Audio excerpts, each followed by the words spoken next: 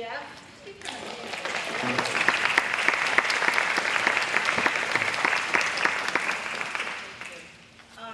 I'm Ruth Henry. I'm the writer and the director of Bombs and Blooms, and thank you for coming this evening. It's good to have you all here. Have some of the family of the fellow who this story is about. Bombs and Blooms is a story that's loosely based on my husband's uncle, who was a B-17 pilot during World War II, and he flew 28 bombing missions in Europe.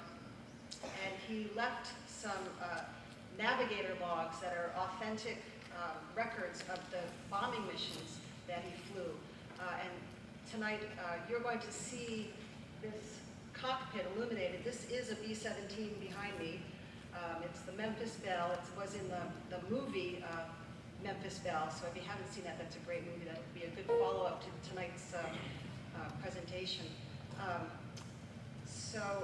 Daniel Henry was a Silver Star recipient, and he was a real artist warrior. He was a very sensitive soldier. He worked in a flower shop before he enlisted, and that'll play out on the stage before you. I want to thank our sponsors. We have the American Legion Post 0271, the VFW Post 5005, Community Bank, and ESL. We also received a grant from Livingston Arts, which is the Genesee Valley Council on the Arts. The stage reading was a component of that grant. So this is a stage reading tonight. Any type of theater requires imagination and requires the audience to engage. A stage reading requires a little more from you. A stage reading, we have very minimal sets and props, and so you're going to have to use your imagination a little bit more tonight. Another way that you could actually participate in this is we have surveys. This is the first time this script has been presented, so you have an opportunity to help shape this for future productions. So if you would, at the end, take 5 minutes, please, and fill out a survey. There'll be some ladies or people with baskets there and these little surveys and pens or pencils. And just take a minute and give us a little feedback, if you would. It would help us for the future. So that's how you can do your part in this stage reading. Another way you can do your part is to recycle the program. There's a basket over there. Restrooms are out that door. Exits are there. We've got one over this way, and there's one in the back. And this is a good time to turn off your cell phones, if you haven't done so. And now I would like to ask you to please stand for the Pledge of Allegiance.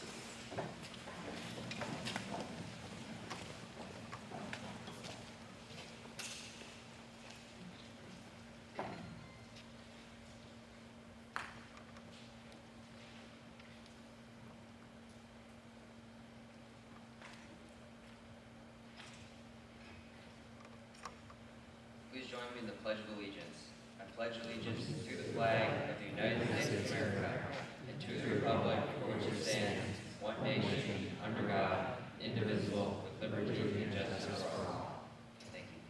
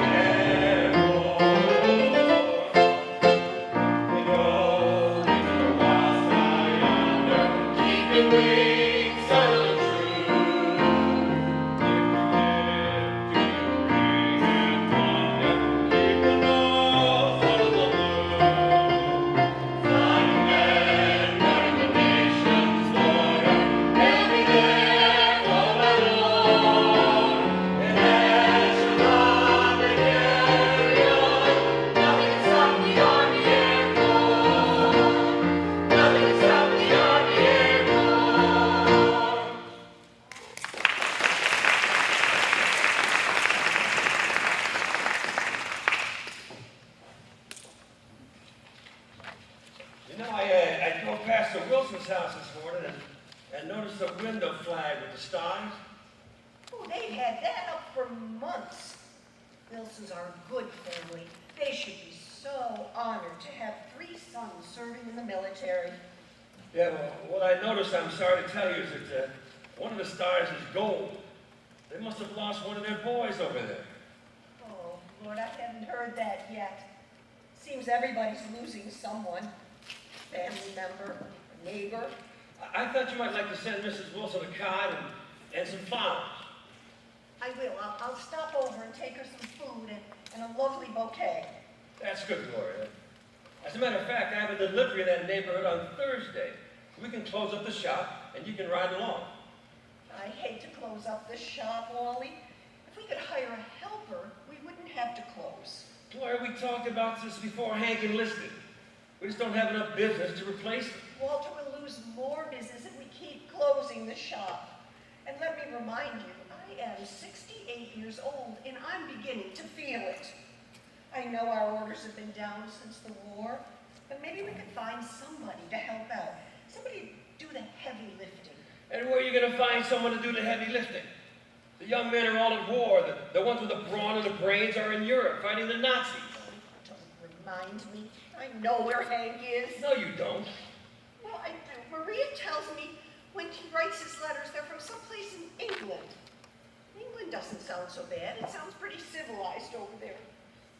I know, Gloria. Don't worry about Hank. He'll come home, you'll see. And all this worrying will be for nothing. But why, he's probably having the time of his life right now. Flying up there in the clouds with his Army Corps buddies, laughing, joking, earning medals and all. Why, he might be having such a good time, he may not want to come home. Ludwigshafen, Germany. Target, IG Farben Chemical Works at Ludwigshafen, Germany, near Mannheim. Total distance, approximately 1,000 miles. We flew in 751, which was twin flexibles in the nose. We're number 2, second element, low squadron, lead group. Fighter support was marvelous. P-47s, P-38s, and Spits. Bombed by Pathfinder through heavy cloud cover and never saw target. Formation was attacked by at least 16 FW-190s, with brunt from 6 o'clock. Also dropped aerial bombs. Flak was fairly heavy, but accurate only for about 10 minutes, long enough to put a hole in each of our wings. Once again, we saw a fort right next to us get hit and go down. Wilson flying the Derriter's ship 078. He was jumped by 5 190s and headed for cloud cover. Whole crew flew for a total time of 8 hours. Only malfunctions, Mongrew's gun and oxygen mask. Frozen. I'll tell you what, Gloria, some days I'm feeling my age too. We'll look for someone just part-time. But I'll tell you right now, I'm not very hopeful about finding anyone. We can put a sign in the window and ask around and see who shows up. Well, he'll have to be able to drive. He'll have to be good with people. He'll be out on deliveries. Of course, but just remember, whoever we hire, it won't be Hank. Oschersleben, Germany. Target, FW-190 factory at Oschersleben, Germany. As I sit here in quiet retrospect, it's amazing that we're even living. Our group lost 11 ships and crews, while the total American loss was at least 54 bombers. Biggest disaster since Schweinfurt. We were under steady fighter attack for 1 hour and 1/2 by the Luftwaffe's first team, due to the fact that our target was but 60 miles east-southeast of Berlin. Were those boys good? Due to a gross mistake on the part of Bomber Command, every wing but R3 were ordered back before reaching the target. And worst of all, our fighter escort also was ordered back. Those fighters chopped us to bits. However, we did bomb the primary target and did gain valuable experience as a team.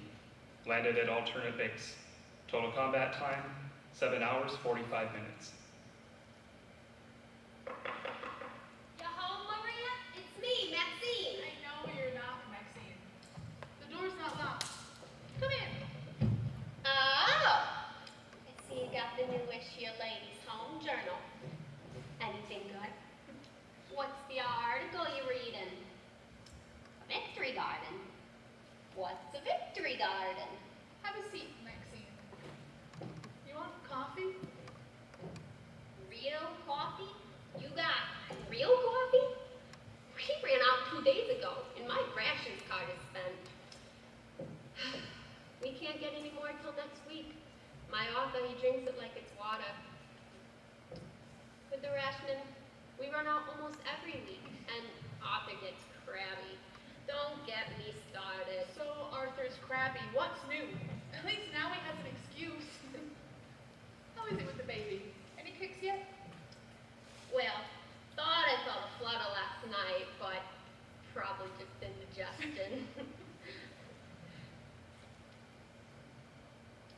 Hey, this coffee's not bad. A little weak, but not bad at all. So tell me about this, Victory Garden. Uncle Sam wants us to help with the war effort by help planting our own vegetables so we can send the catalans to the soldiers. Who knows? Maybe something we grow will end up on Hank's table. St. Adrian, France. Target, rocket gun installations at 4943 North, 0059 East, near Eureville, France. Bomb load, 12 by 500 HE. The whole crew's first real milk run, in which we saw no enemy fighters and but 6 bursts of flak. Due to cumulus cloud formation, shadows, and blending of target with woods, we were forced to make 10 runs, good proof of P-47 cover. Even then, we believe only the edge of the target area was hit. Says here, we can all have a part in the victory by growing our own food. Never had a garden before. I think it's a good idea. I think we could do it. Wait a minute. Who's the we? A few of us who live here in the apartment. There's a vacant lot next door, nothing but weeds. It gets plenty of sun, and we could run the hose from the spigot on that side of the apartment building. Maybe Arthur would help us dig up the ground. My Arthur? Don't hold your breath. I don't think his hands have ever held a shovel before. Come on, Maxine. I know the doctor says Arthur has a disability, but he gets around okay. We gotta do what we can do to help our boys. Talk to Arthur, will you? Okay. I'll talk to him. You heard from Hank? No letter yet this week. Heck, this stupid war's gotta be over soon, and then you'll have him back home again. I don't know how you do it, Hank over there, gone so long. As for me, I could never stand to have Arthur away that long. You know, we have our ups and our downs, but I like having him around. But look at you. You're strong and independent. You're coping so well. You're doing just great. Me? I could never.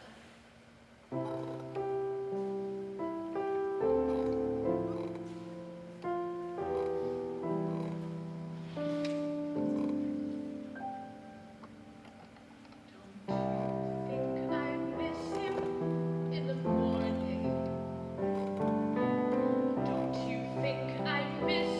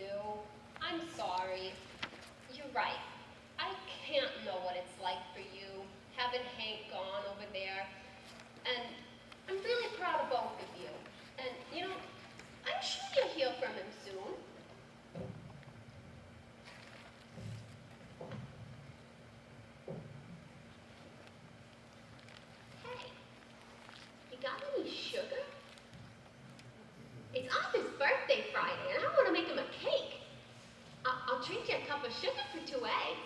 How's that for a deal? You can keep the eggs, Maxine, for the baby. You can have the sugar. Gee, thanks, Maria. Thanks a lot. And I'll save you a piece of cake. And just remember, if you ever get lonely, we're right upstairs. Thanks, Maxine. Oh, and remember to talk to Arthur about the Victory Garden? Right, right. Germany. Target, Frankfurt, Germany.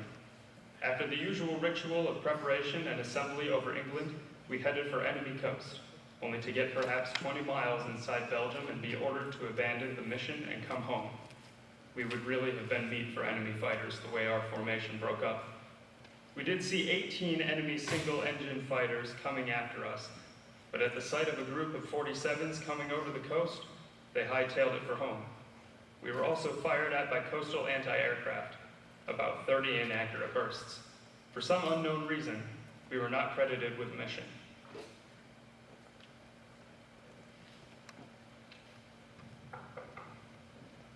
Lieutenant Daniels, private. Permission to enter, sir. Permission granted. Hey, Hank. Richie. Is that a letter to Maria or Mom? I don't see any hearts or arrows, so it must be Mom. Am I right? Yeah. We sure had him on today, didn't we, Hank? Sure we did, kid. I guess we busted the hell out of that Nazi naval base. I wish we could have stayed to see those ships explode after we dropped all them bombs. Yeah, me too, kid, me too. Those clouds sure were thick up there this morning. It's a good thing you get us on course, though, Dad. You do it every time. Yeah, we all did. As the navigator did his job, you gunners did your job. We all did. That's what we gotta do every time. I see you've been picking flowers again. Nice daisies. They're not daisies, they're echinacea. But how would you know? Yeah, you're the only flower picker around here. The barracks need some beauty. God, this world needs some beauty. Don't you think I'm enough?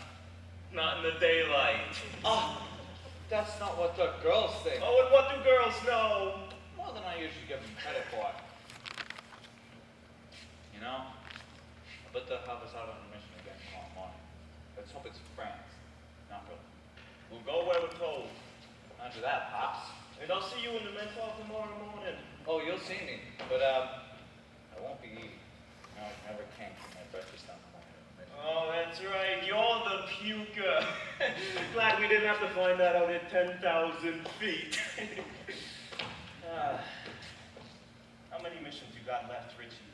I lost count. 13. Lucky. Damn right I'm lucky. Both of us are. Hank, you know, I heard a rumor that only 20% of the crews actually make it to the complete 25. Yeah, I heard that rumor too. 25! That magic number. We'll get there, kid. 25, 25. We'll hope and pray we're still alive.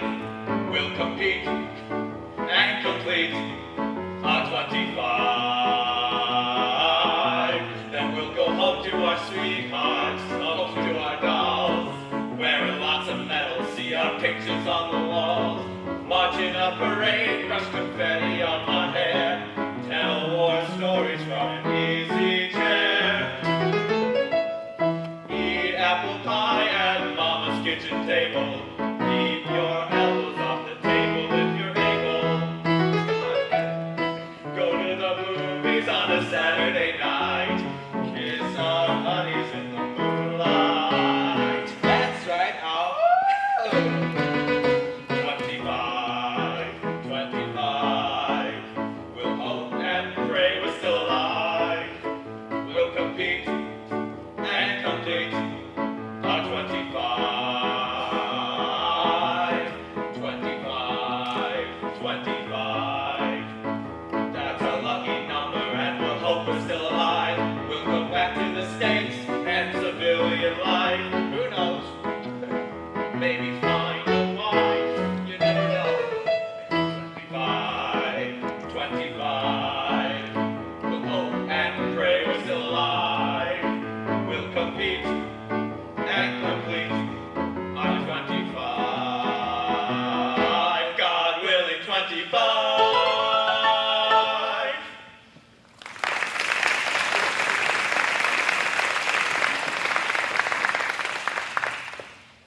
Attention soldiers, this is your commander speaking. I regret to inform you of a new ruling from the War Department. Due to the escalation of the war, the number of combat missions required to complete a tour of duty will be raised from 25 to 28 effective immediately. Go get 'em, boys.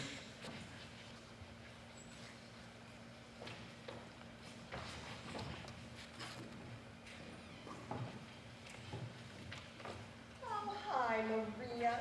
It's good to see you, dear. Hi, Gloria. Everything okay? Have you heard from Hank? Not yet this week, but I'm sure I'll get a letter soon. Maybe tomorrow. Wilhelmshaven, Germany. Target, Wilhelmshaven, Germany. Today we hit this important German naval base. We have never seen such heavy cloud formations, low temperatures, and dense contrails. We lost our own group in a comb through the overcast and bombed with the 91st. With the exception of heavy accurate flak over the target and sweating out a collision with another 17, it was a milk run. We saw no enemy fighters, but plenty of our own, including 47s, 38s, and 51s. After bombs away, we descended from 23,000 feet to 20,000 feet, where we broke through the dense clouds over the North Sea and came on home alone without a hitch. We had flak hit terribly close, but surprisingly received but one tiny hole. The postman is probably putting a letter in your mailbox right now, honey. Oh, we miss Hank around here. And we don't see enough of you either. Oh, thank you, Virgil. Miss Keats? How's Virgil working out? Well, he's not Hank, but he's doing the best with what we give him. Virgil's okay on errands and deliveries, and he keeps the shop clean. And he helps carry supplies and such. We don't let him deal with the customers too often, though. Some of them have a problem dealing with a colored man. I'm glad he's working out. He seems like a nice man. Oh, he's quiet, he's harmless, he's strong as an ox. Cheerful employee, keeps to himself, likes the job, even though it's part-time. How is business these days? You're staying busy? A little off, as you can imagine. All the young men who usually send flowers to the objects of their affections are all off fighting the war. Well, us objects languish without. Oh dear, I hope you're not languishing. If you are, come by and see me. Maybe if I have enough work, I'll give you some. I'd like the company. My goodness, just this week we had an anniversary and 4 funerals. I'm sorry, dear. I shouldn't have said that.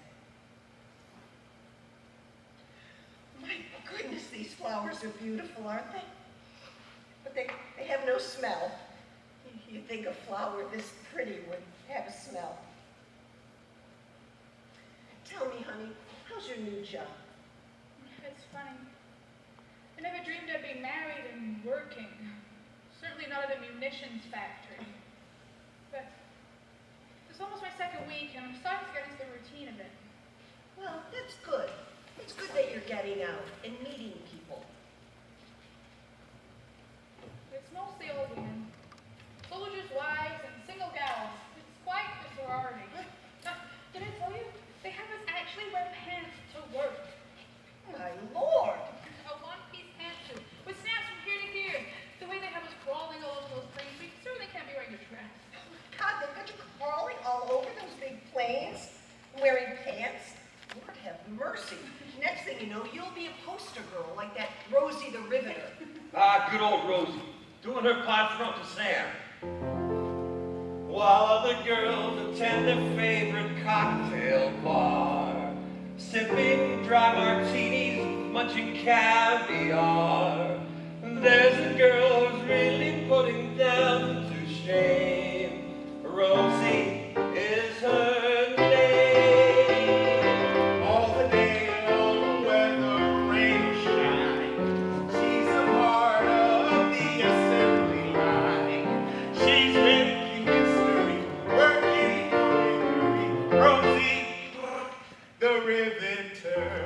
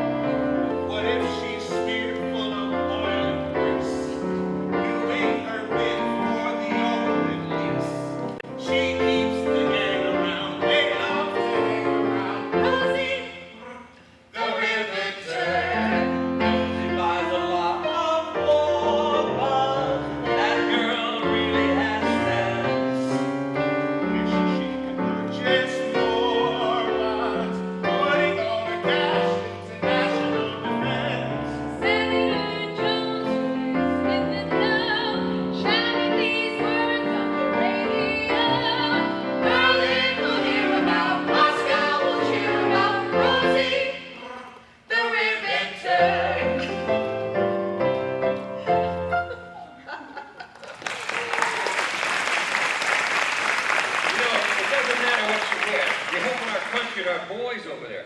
Who knows? Maybe Hank will be flying one of those planes you're working on.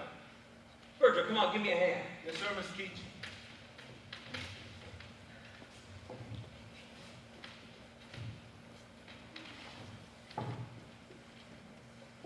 By the way, did I tell you that my brother-in-law is coming home from the army this weekend? Oh, that's wonderful, Maria. My sister, she is just beside herself, cleaning and sprucing up, wants the house to look all nice and homey for his return. Of course she does, honey. I was thinking it would be nice to bring her some flowers, to brighten up the house and make it special and all. I wonder if you have anything extra, if you could throw together a bouquet, maybe doesn't matter what type of flower. I'll see what I have in the refrigerator. Of course. Hello, Virgil. Hello, Mrs. Daniels. I know you've been working here a month or so. Gloria says you're a great help. Yes, ma'am. I'm mighty happy to have you work. You're from somewhere down south, aren't you? I can tell by the way you talk. Yes, ma'am. Once I open my mouth, it's a dead giveaway. I ain't no Yankee. It's very true. Tell me, Virgil, how did you end up here at Keats? Well, Miss Maria, that's a long story. Sometimes the best stories are the longest stories. I rode the back seat of the bus all the way from Alabama. I rode the back seat of the bus all the way from Alabama. Yeah, I had to sit in the back because I was black from Alabama. I was looking for a job but couldn't find one that could pay. And my sister-in-law got a visit from the KKK. Oh yeah, I woke up the next day, I knew I couldn't stay, so I made my way, set forth, headed north. I rode the back seat of the bus all the way from Alabama. I rode the back of the bus, yes I did, the way from Alabama. I rode the back of the bus and I couldn't make a fuss from Alabama, where the Negroes are drowning and the whites fly away. We're not welcome to go, neither welcome to stay. And that's just part of the story, how I ended up here today.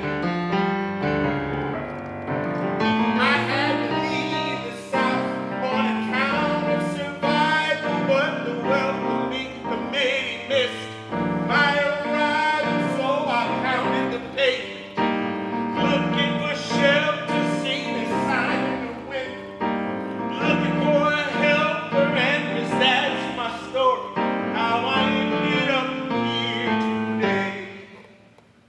From Alabama.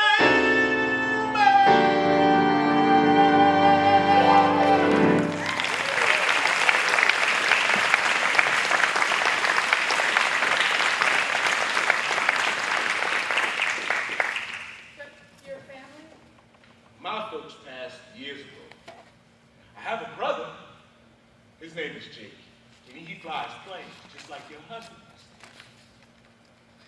For the army? Yes, ma'am. My little brother. He's a Tuskegee Airman. And yes, he's a Negro fighter pilot. Tuskegee is in Alabama. My Hank wrote me about these Tuskegee airmen once. They escorted his bomber. I bet you they came back safe, didn't they? Herkimer, Germany. Target, Berlin. Once again, thank God, we finally hit the big B. The actual target was a ball-bearing plant in the eastern suburbs. We think we hit it. Can't see when you're getting jumped by the whole Luftwaffe, and they were aiming right at us. We were under intense frontal attack by at least 30 Me-210s, 50 FW-190s, and Me-109s, and about 30 ME-110s. Even the ME-410 was up there working us over. This combination 30 cal rocket and millimeter fighter lasts for about an hour. We lost quite a few ships, but we also kicked hell out of Jerry. On their first pass, we got 2 before they hit us. When our fighters got there, they proved conclusively that plane for plane, we can take them. The 51s, 47s, and 38s murdered them. We could see the ground all the way in and flew by Bremen, Hanover, and Berlin. We also saw a hell of a lot of flak, some red. I wonder what Goebbels will tell the super race after they saw those 1,000 bombers and our fighters. I wonder if your brother was one of his escort pilots. God only knows. One thing I do know, those Red Tails have a lot of courage and a mighty fine track. Red tails? That's the nickname for the Tuskegee Airmen. They paint the tails of their planes red. Well, I see you two are getting along. Virgil was telling me about his family. Yes, ma'am. I sure am proud of my brother Jake. We are proud of all our boys.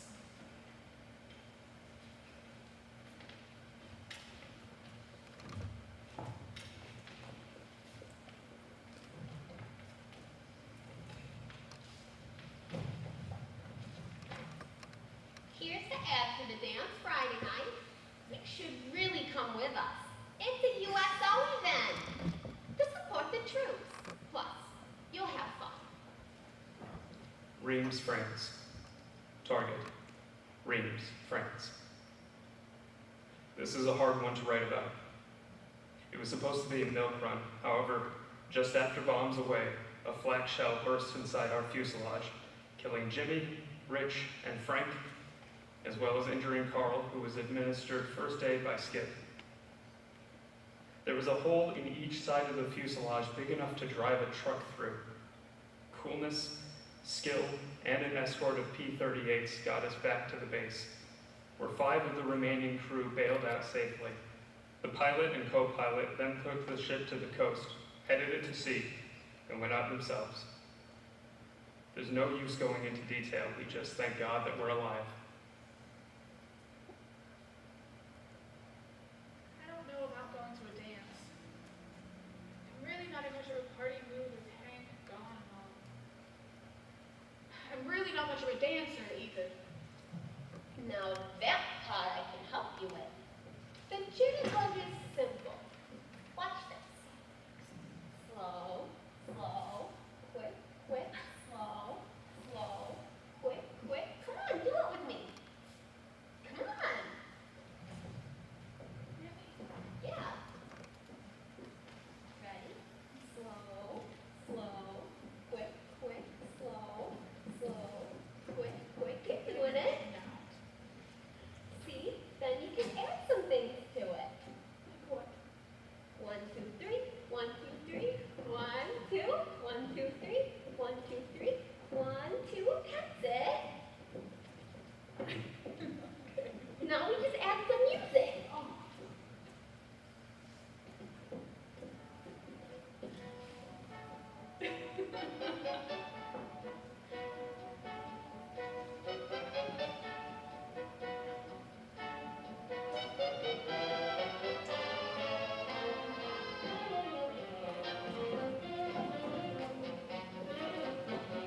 You're doing great.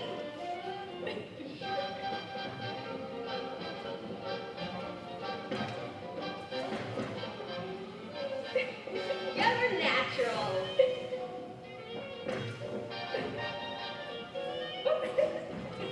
See?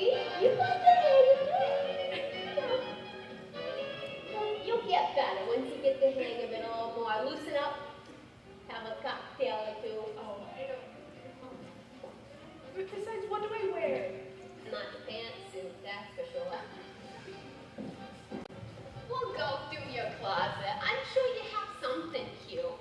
As for me, I'm wearing my pink sweater with the green dress with the flowers and the V neck. V for victory. Good evening. evening, ladies and gentlemen. This is George Gunn speaking for the Bethlehem Steel Company, builders of ships for victory, asking you, whose war is this? It is your war, my war, every American's war. Now here is Hugh James with the story of a flyer who proved you can't always tell a man's mettle by his hobby. The ground crew watching the B-17 Fortress come in must have wondered if their eyes were playing them tricks. But there were no tricks. That was the Fortress, Houdat, all right, and she did appear to be flying in 2 pieces. The ground men saw a figure leap from the crippled ship, and a parachute blossomed. Then one by one, and quickly, 4 other men parachuted out of the plane. As the 5 airmen floated down toward the bomber base, the crippled fort turned back toward the channel. Later, the puzzled ground crew learned the whole story. The fort had been on a raid on Reims, France, and while it had been over a target, a direct hit by flak blew off 30 feet of the fuselage behind the radio room. Only 4 slender struts and the catwalk, 2.5 feet wide, held the tail to the front of the bomber. No wonder the Houdat had appeared to be flying in 2 pieces. With the elevator and rudder controls shot away, the big ship went into a dive. For 5,000 feet, she hurtled down toward the French countryside until Lieutenant Henry Daniels of Queens managed to bring her out of it. Maybe, he said later, the Lord was back there steering it. The extensive damage called for speedy action if the fort was to get back to its base. While Lieutenant Daniels headed her for home, the top turret gunner, Sergeant Sebastian Charisma of New York City, spliced the rudder controls. Charisma also tried to climb back to the tail to find out what happened to the tail gun, but there wasn't enough for him to hold on to. The tail gunner's fate is uncertain. From then on, the 7 men in the ship knew it would be a fight all the way to keep the bomber going. Whether or not they'd make it depended largely on the skill of Lieutenant Daniels. Well, by baiting in the ship, they did make it.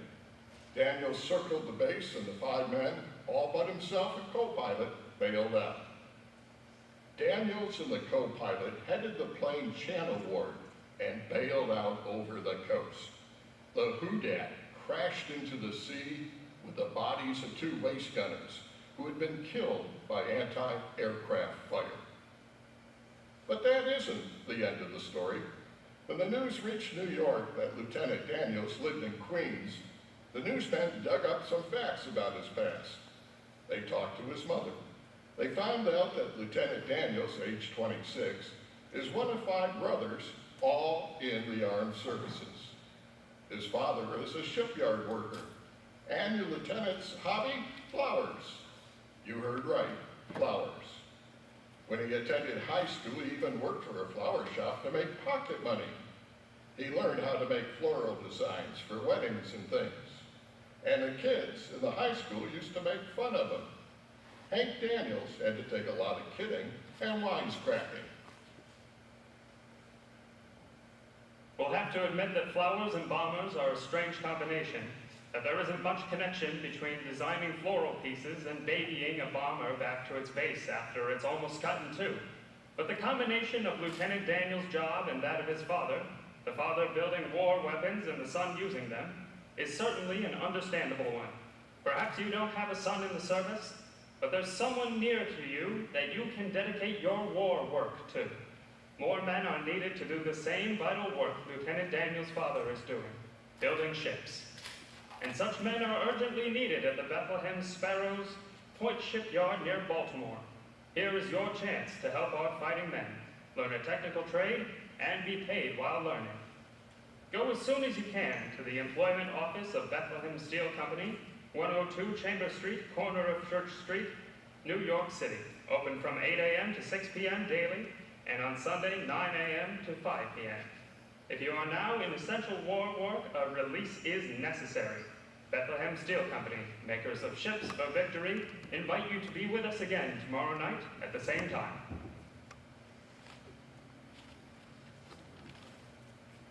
I know how you enjoy those long sorry. I don't have it in me much to write tonight. It's been one of those hottest days. And I miss you. And I'm coming home soon.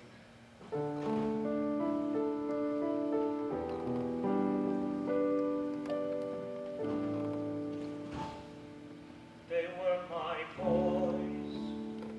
They were my soldiers. They had no fear in life, had no fear in death. They were my boys. They are my heroes. They served their country well, served me well. They're calling me a hero 'cause I stayed alive. I shouldn't take the credit, fate was on my side.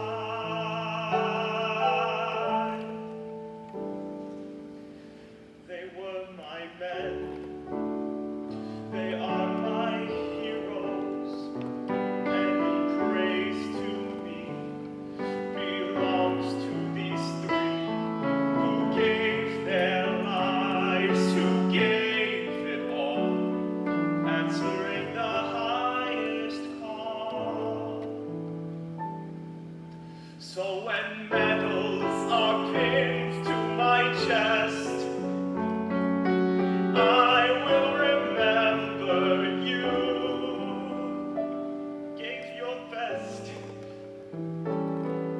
And when they are singing my praise, I'll be saluting your grace. They were my boys. They are my heroes. They were my soldiers. And when you are singing my praise, I'll be saluting your grace.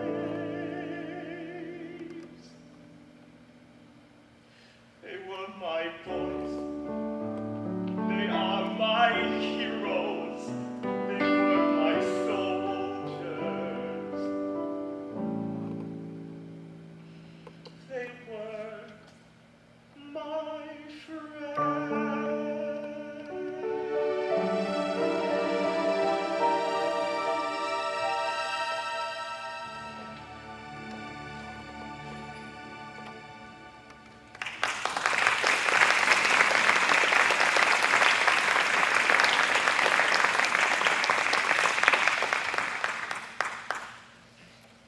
Lieutenant Daniels, please report to the mess hall immediately. Your new crew members have arrived.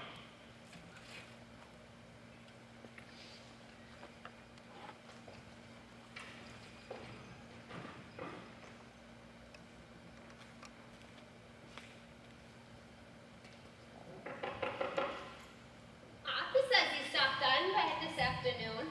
Sorry I wasn't home. I was visiting my aunt. That woman. Always something wrong with. Everything okay?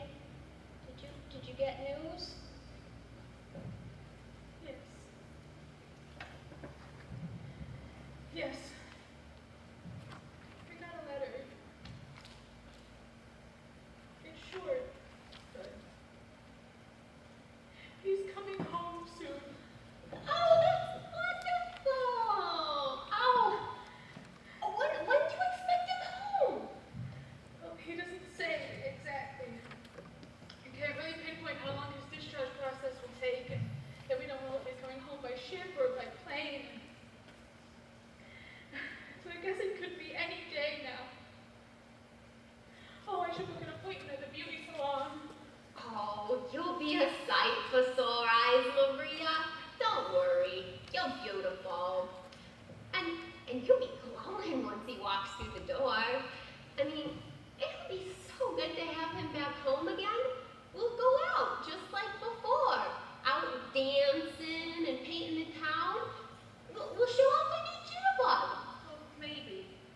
What do you mean, maybe? Of course we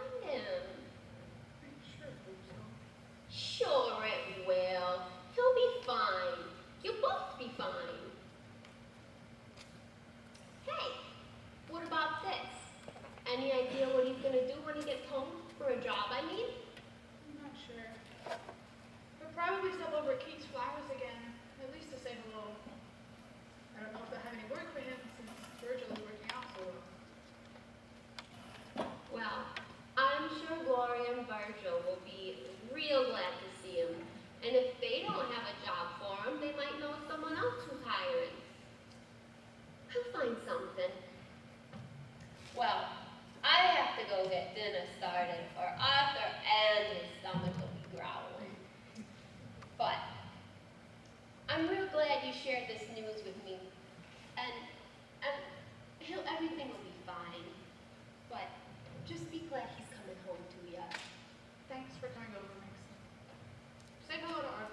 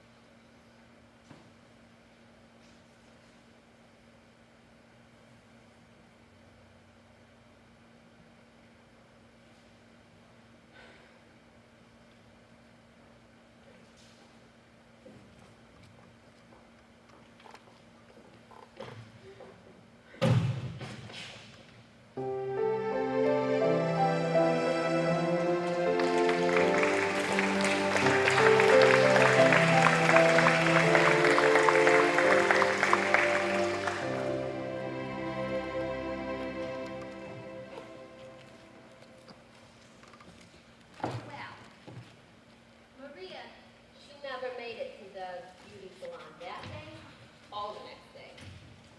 But the day after that, they went over to see Wally and Gloria. They gushed over Hank, and naturally, Gloria wanted to beat him. Hank delighted in being reunited with his friends and his flowers. Gloria introduced Virgil and established the Tuskegee Airmen connection. They agreed an Allied victory would be a sure and soon thing. Walter asked Hank about his plans for the future. He told him that he and Gloria were talking about retiring. Hank and Maria had managed to save a little money, so he asked Wally if they would consider selling the business. They quickly reached an agreement, and Maria and Henry Daniels soon became the new owners of Keith's Florist Shop. Virgil was retained. Maria quit her job at the munitions factory and stayed home to raise their family. Henry Daniels, the artist warrior, finished his career flourishing as a florist.